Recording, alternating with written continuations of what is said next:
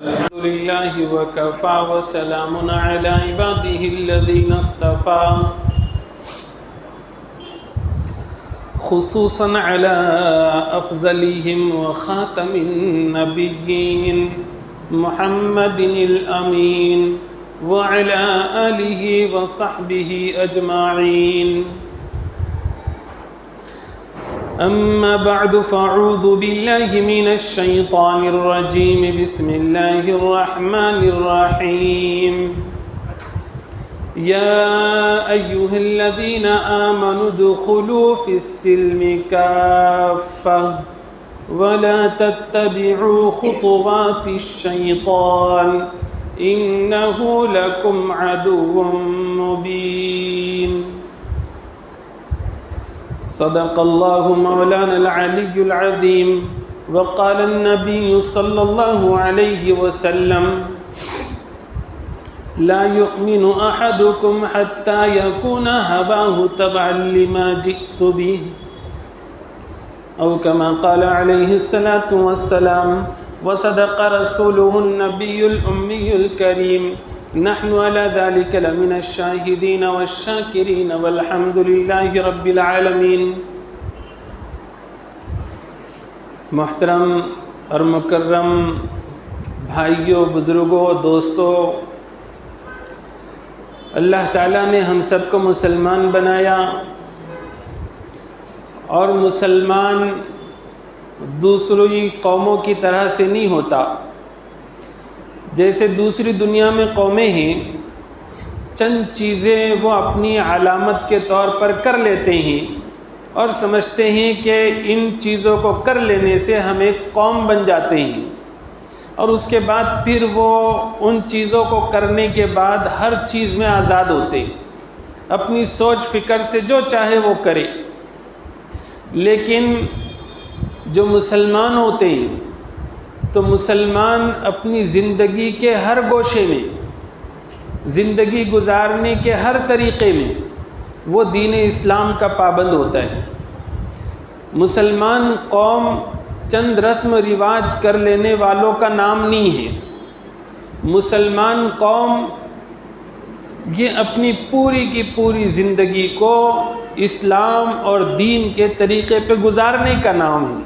اللہ تعالیٰ نے قرآن کریم میں فرمایا: یا ایھا الذین آمنوا، اے وہ لوگوں جو ایمان لائے ہیں، ادخلوا فی السلم کافہ، تم پورے کے پورے اسلام میں داخل ہو جاؤ.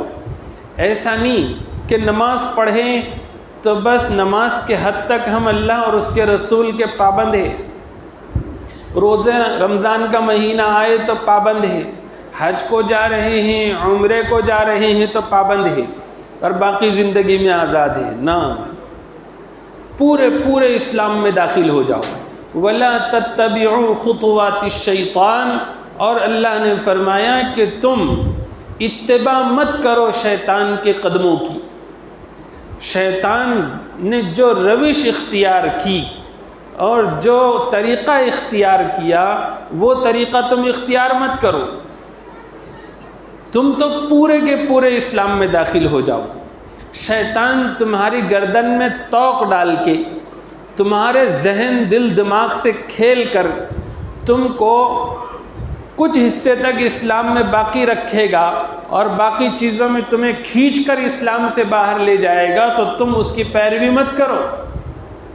اِنَّهُ لَكُمْ عَدُوٌّ مُّبِينٌ، بے شک یہ شیطان تمہارا خیر خواہ نہیں ہے، یہ تمہارا کھلا ہوا دشمن ہے.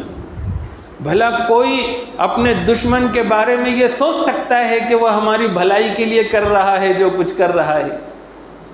اب ایک مسلمان اپنی بھلائی سمجھے ایسے کاموں میں کہ جن کاموں کے ذریعے سے وہ اسلامی طریقے کو چھوڑ کر غیر اسلامی طریقے میں چلا جائے، اور پھر وہ سوچ رہا ہے کہ یہ میں بہت اچھا کام کر رہا ہوں، شیطان اس کو وہاں کھینچ کر لے جا رہا ہے. تو اللہ فرما رہے ہیں اپنے دشمن کو پہچانو. شیطان تمہارے نفس سے کھیلے گا، تمہاری خواہش، تمہاری تکلیف، تمہاری ضرورت بتا کر اور تمہارے فائدے کے کام بتا کر اسلام سے ہٹانے کی کوشش کرے گا. ایسے وقت میں تم نے سمجھ جانا کہ ہمیں اسلام والے طریقے سے ہٹا کون رہا ہے؟ شیطان. اور شیطان کون ہے؟ یہ ہمارا کھلا ہوا دشمن ہے. اور جو کھلا ہوا دشمن ہو وہ ہم سے خیر خواہی نہیں کر سکتا، گویا کہ ہم شیطان کی اتباع کر کے اپنا نقصان کر کے لیں گے. وَمَن يَبْتَغِ غَيْرَ الْإِسْلَامِ دِينًا فَلَن يُقْبَلَ مِنْهُ.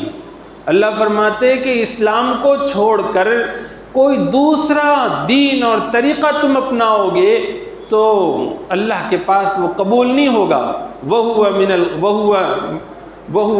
اور وہ لوگ من الآخرت خاسرین، وہ آخرت میں وہو فی الآخرت خاسرین، وہ آخرت میں خسارے والوں میں اور نقصان والوں میں سے ہو جائے.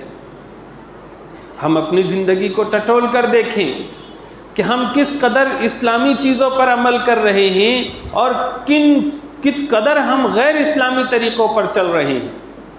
کیا ہم پورے اسلام میں داخل ہو چکے ہیں؟ ہم نے کیا اللہ کے فرمان اور اللہ کے حکم کو پورا کر رکھا ہے؟ حضرت عبداللہ بن سلام رضی اللہ تعالی عنہ جو کہ اہل کتاب میں سے تھے اور اسلام انہوں نے قبول کیا، بہت بڑے عالم تھے. جب اسلام قبول کیا تو ان کو اپنے یہودی مذہب کی بہت ساری معلومات تھی، تو اس میں سے انہوں نے وہ چیزیں جو اسلام میں غلط نہیں ہیں انہوں نے اس کو اپنائے رکھا.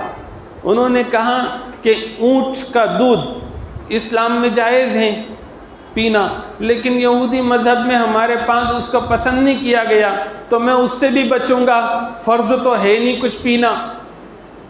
ایسی وہ چیزیں جس کو اسلام نے ضروری قرار نہیں دیا لیکن گنجائشیں رکھی تھی. یہودی مذہب میں اس کی گنجائشیں نہیں تھی تو یہ سوچتے تھے کہ ادھر بھی ہاتھ رہے ادھر بھی ہاتھ رہے. تو اس پر یہ قرآن کریم کی آیت نازل ہوئی اور اللہ تعالیٰ نے فرمایا کہ اے ایمان والو پورے اسلام میں داخل ہو جاؤ. ایسا نہیں چلے گا.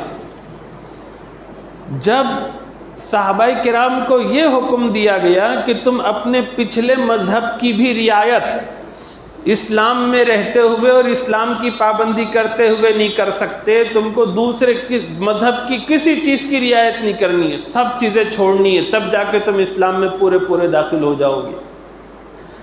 اب یہ چیز کو ہم سامنے رکھیں اور پھر اپنی زندگی کو سامنے رکھیں کہ ہم اپنی ضرورتیں سمجھ کر، خواہشیں سمجھ کر، اپنی حاجت سمجھ کر، اپنے فائدے کی چیز سمجھ کر کتنے ایسے کام کر رہے ہیں جس کی اسلام صریح طور پر اجازت دیتا ہی نہیں، لیکن ہم دوسری قوموں کو دیکھا دیکھی ہم اس کو اپنائے ہوئے ہیں. 20 نومبر کو حضرت ٹیپو سلطان شہید رحمۃ اللہ علیہ کے نام سے جینتی منائی جاتی ہے پورے ملک میں. حضرت ٹیپو سلطان رحمۃ اللہ علیہ کا جنم دن منانا اگر کسی سیاسی حکمت اور مصلحت کے تحت ہو اور اس میں وہ کام نہ کیے جائیں جو غیر مسلم اپنے مہاپرش لوگوں کی جینتی میں کرتے ہیں، صرف ہم کوئی سیمینار رکھیں اور ہمارے جو گزرے ہوئے لوگ ہیں ان کی اچھی سیرت، ان کا کیریکٹر لوگوں کے سامنے پیش کریں، اور جو غلط فہمیاں پھیلائی جا رہی ہے ٹیپو سلطان جیسے مجاہد آزادی لوگوں کے سلسلے میں، تو ان کی غلط فہمیوں کو دور کیا جائے اور ایک اچھی فضا قائم کرنے کی کوشش کی جائے. اس کی تو اجازت مل سکتی، لیکن جینتی کے موقع پر ہم مسلمانوں نے بھی، ہمارے نوجوان بچوں نے بھی ایسا تماشا کھڑا کر رکھا ہے کہ غیر مسلم بھی شرما جاتے ہیں کہ ہم بھی اپنے جینتیوں میں ایسے حرکتیں نہیں کر پاتے جیسی یہ کر رہے ہیں. کیا ڈھول تاشوں کی شریعت میں اجازت ہے؟ رنگوں کو پھینکنا، اڑانا، یہ کوئی اسلامی طریقہ ہے؟ یہ تو غیر مسلموں کا طریقہ ہے. ایک وہ چیزیں جو کہ صریح طور پہ، صاف طور پہ اسلام میں حرام ہے، اس کو تو کسی صورت میں کرنے کی اجازت نہیں تھی. میوزک بجانا، ناچنا، گانا، ڈھول تاشے بجانا، اور راستے سے جب چلنا ریلی نکال کر تو لوگوں کو تکلیف دینا، راستے بند کر دینا، یہ وہ سب چیزیں ہیں جس کی اسلام قطعاً اجازت نہیں دیتا۔ ایک مسلمان یہ کرنے کی ہمت کر ہی نہیں سکتا۔ پھر اس کے علاوہ رنگوں کا اڑانا، کہ صاحب ان کا رنگ زعفرانی ہے تو ہمارا ہرا رنگ ہے، جس طرح سے وہ ہولی میں رنگ کھیلتے ہیں تو ہم بھی اس طرح کے کلر اڑاتے ہیں اور رنگ کھیلتے ہیں، تو یہ غیر مسلموں سے مشابہت ہے۔ حضور نے فرمایا من تشبہ بقوم فہو منہم، جس نے کسی قوم کے مشابہت اختیار کی وہ انہی میں سے ہو جائے گا۔ کیا کوئی نوجوان اپنے آپ کو مسلمان سمجھتے ہوئے اس کی غیرت یہ گوارا کر سکتی ہے کہ کل وہ رسول اللہ صلی اللہ علیہ وسلم کے جھنڈے کے نیچے نہ رہتے ہوئے وہ غیر مسلموں کے ساتھ کھڑا رہے اور اس کا حشر ان کے ساتھ ہو؟ یہ جینتی کے موقع پر ہر سال کچھ سالوں سے دیکھنے کو مل رہا ہے کہ سیاسی کشمکش کی وجہ سے کہ صاحب اس کی مخالفت دوسرے کر رہے ہیں تو ہم کو تو اور زیادہ جوش میں آ کے کرنا ہے۔ ہم یہ بھی نہیں سوچتے کہ ہمارا دین ہمیں کیا کہتا ہے، ہماری پہچان اور آئیڈینٹی کیا ہے۔ کیا ہم غیر مسلموں کی طرح سے جینے والے لوگ ہیں، اپنے من مرضی جینے والے لوگ ہیں، یا اللہ اور اس کے رسول صلی اللہ علیہ وسلم کی تعلیمات پر چلنے کی وجہ سے ہمیں مسلمان کہا جاتا ہے؟ ہم نے تو ہر چیز میں اپنا اسلامی رنگ رکھنا چاہیے۔ ہمارا حال تو یہ ہونا چاہیے کہ لوگ دیکھیں کہ صاحب یہ جو پیشاب کر رہا ہے تو یہ کافر ہے اور یہ پیشاب کر رہا ہے یہ مسلمان ہے، تو یہی فرق ان کو نظر آئے کہ یہ جو جینتی منا رہا ہے یہ کافر ہے اور یہ جو جینتی منا رہا ہے یہ مسلمان ہے۔ پورا کہ پورا ہمارا انداز اسلامی ہونا چاہیے کہ ہم اپنے بزرگوں کی تاریخ اگر ان کے جنم دن کے موقع پر بیان کرے اور اس کے سلسلے میں جو غلط فہمیاں پھیل گئی ہو اس کو دور کرنے کی کوشش کرے۔ حضرت ٹیپو سلطان شہید رحمۃ اللہ علیہ ایسی عظیم المرتبہ شخصیت اس ملک کی ہے کہ کوئی بھی انصاف پسند آدمی چاہے کسی قوم اور سماج کا ہو اگر ایمانداری سے تاریخ پڑھے گا تو وہ کہے گا کہ ان کے وطن سے محبت کے سلسلے میں کسی قسم کی شک کی گنجائش نہیں، کھلی کھلی سے ان کی تاریخ ہے۔ لیکن جو مسموم ہوا بنائی جا رہی ہے اور اس میں پھر ہمارے نوجوان بچے اور زیادہ فرقہ پرستی کو ہوا دینے کے لیے اور اس ملک میں ہندو مسلم کو کی کوششیں جو ہو رہی ہے بانٹنے کی، اس میں اور زیادہ تیل کا کام کرتے ہیں جینتی کے موقع پر۔ یہ ساری چیزیں بند ہونی چاہیے۔ سننے میں آیا کہ ایسے وقت میں جبکہ دنیا کے حالات کیسے چل رہے ہیں، ہم مسلمان ہمارے جو دینی بھائی ہے، ایمانی رشتے سے بھائی ہے اور دنیا بھر کے لوگوں کے انسانی رشتے سے بھائی ہے، وہ فلسطین کے اندر بسنے والے ہمارے نوجوان بچے بچیاں اور چھوٹے چھوٹے معصوم بچے جو نہتے لوگ مسلسل آگ کی بارش کے نیچے ہیں اور ان کے گھر اجاڑ دیے گئے، ان کو تہبالہ کر دیا گیا، ان کی جانیں لی جا رہی ہے اور وہ اپنی شہادت کے نذرانے اللہ کے حضور پیش کر رہے ہیں۔ پوری دنیا ایسی لگ رہی ہے کہ جیسے اسرائیل کے سامنے بے بس ہے۔ ایسے وقت میں جبکہ مسلمانوں کے خون سے ہولی کھیلی جا رہی ہے، ایسے وقت میں بھی سننے کو یہ مل رہا ہے کہ اب آنے والی 20 نومبر کو نوجوان پھر نکلنے والے ہیں سڑکوں پر، ناچنے والے ہیں، گانے والے ہیں۔ کہاں گئی غیرت؟ کہاں گئی غیرت اسلامی؟ کہ ایک طرف وہ فلسطین کے وہ ہمارے بھائی جن کو شہید کیا جا رہا ہے، بم برسائے جا رہے ہیں اور جن کے اوپر گولیاں برسائی جا رہی ہے، ان کو دوائیاں تک نہیں مل رہی ہے، علاج کے لیے ان کے پاس اب اسپتال نہیں رہے اور ان کے رہنے کے لیے جگہ نہیں رہی، اور پھر ایک تو یہ اسرائیل کی مسلسل بمباری کی وجہ سے اور ان کی درندگی کی وجہ سے پریشانی، اوپر سے پھر اب بارش بے موسم بارش ہونے کی وجہ سے وہ جو جن ٹینکوں میں رہ رہے تھے، جن خیموں میں رہ رہے تھے، وہ خیمے بھی اجڑ گئے ہیں۔ ایسے بے بس ایک طرف ہمارے مسلمان بھائی ہمیں نظر آئے اور ہمارے بے غیرت نوجوان بچے یہ سڑکوں پر نکل کر ریلیاں نکالے، نعرے لگائیں، ارے اللہ کے بندو، تم کو اپنے خود کی جنم دن منانے کی ایسی حالت میں شرم آنی چاہیے، تو پھر ہمارے جو دنیا سے چلے گئے ان کی جینتیاں منا رہے ہیں۔ ہم نے تو ایسے موقع پر دکھانا چاہیے تھا کہ ان سے ہمارا رشتہ ایمان کا رشتہ ہے، لا الہ الا اللہ کا رشتہ ہے۔ ہم ذرا فرق نہیں کرتے کہ فلسطین کے معصوم بچوں کی لاشیں جو ہم دیکھ رہے ہیں، اس لاش میں اور ہمارے گھر میں مرنے والے بچے کی لاش میں، کیا ہمارے گھر میں اگر کسی کا جنازہ پڑا ہوا ہو تو کیا پھر بھی ہم اس طرح سے ریلیاں نکالیں گے؟ کن الفاظ میں یہ کہوں کہ صاحب اپنی غیرت کو جھنجھوڑو، کس طرف جا رہے ہیں ہم؟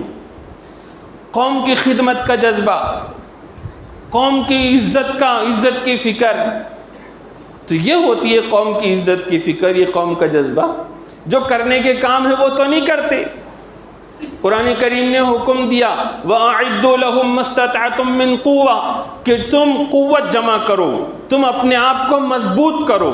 وَمِن رِّبَاطِ الْخَيْلِ کہہ کر پھر اللہ نے تفصیل بھی بتا دی قوت کی کہ ہر وہ کام کرو جس کے ذریعے سے تم زمینی سطح پر مضبوط ہو سکتے ہو، اور پھر جس کے ذریعے سے ترہبون بہ عدو اللہ وعدوکم کہ تمہارے اور اللہ کے جو دشمن ہیں ان کے اوپر تمہارا رعب پڑے۔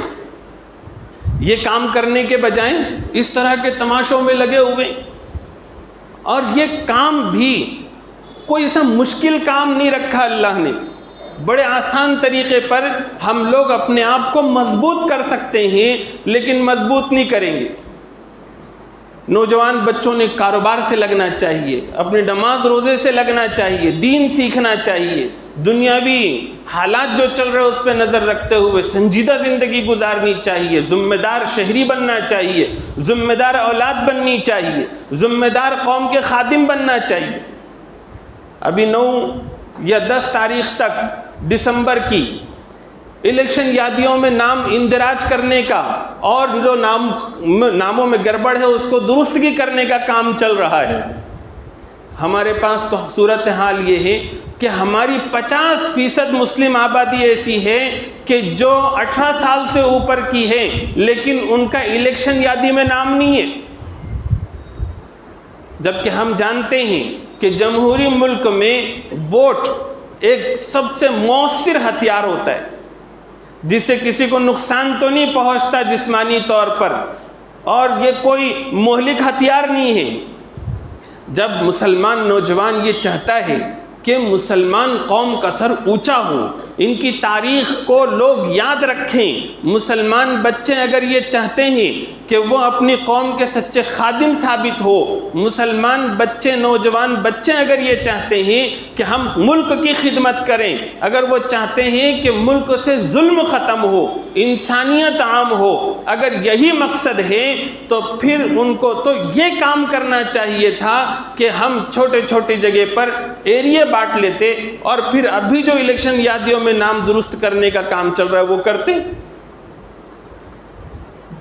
جمہوری ملک میں سر گنے جاتے ہیں، اور جب سر گنے جاتے ہیں تو تمہاری الیکشن یادی کی کوانٹٹی دیکھتے ہوئے تمہارا وزن کیا جائے گا کہ تم کتنے وزندار ہو، تم سے کتنا ڈرنا چاہیے، تم سے کتنا نہیں ڈرنا چاہیے، تمہارا کتنا لحاظ کرنا چاہیے، تمہارے پرکھوں کا کتنا لحاظ کرنا چاہیے۔